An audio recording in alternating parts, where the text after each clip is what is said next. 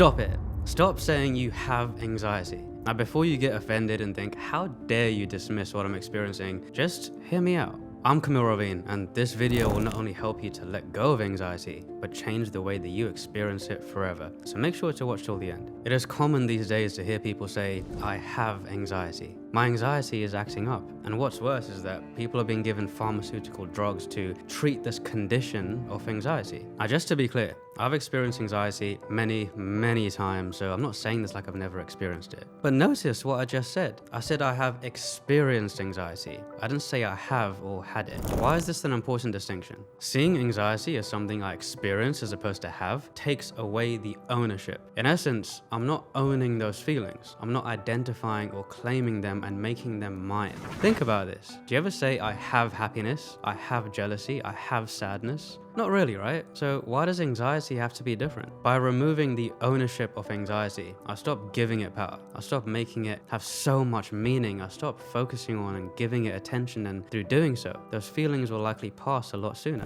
Have you ever thought about what actually creates anxiety? You might think certain situations make you anxious. You might think other people do. You might think it just happens randomly. Anxiety, the feeling of anxiety, is simply a reflection of anxious thinking. It is our thoughts that produce the feeling of anxiety. That doesn't make us an anxious person or someone who has anxiety. It just means in that moment we're experiencing some anxious thinking. Thoughts happen all the time without us even realizing it sometimes. So instead of making those thoughts an identity, we can see that in that moment some anxious thoughts are passing through, and that's all. You might wonder, well, how do I stop having those thoughts or change the way that I'm thinking? And this is where it can be useful to challenge what you're thinking in those moments, to catch yourself and realize you don't need to believe what you're thinking. Thoughts are not truth, but we can act like they are. You want to know the biggest problem with how we deal with anxiety? It's the resistance and judgment of it. Why do you think people take medication for it? Because they don't want to feel those feelings. This is the problem.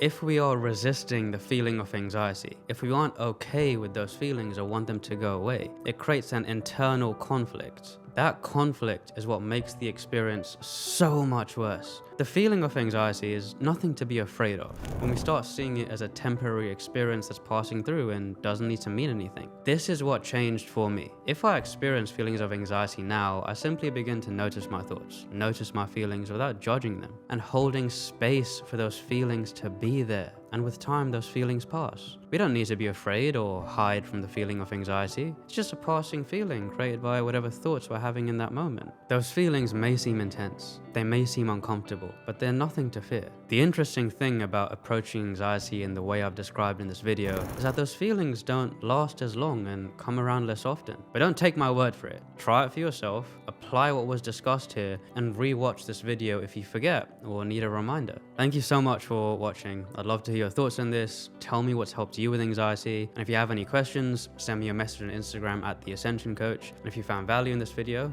give it a like, subscribe, and I'll see you on the next one. Love you all.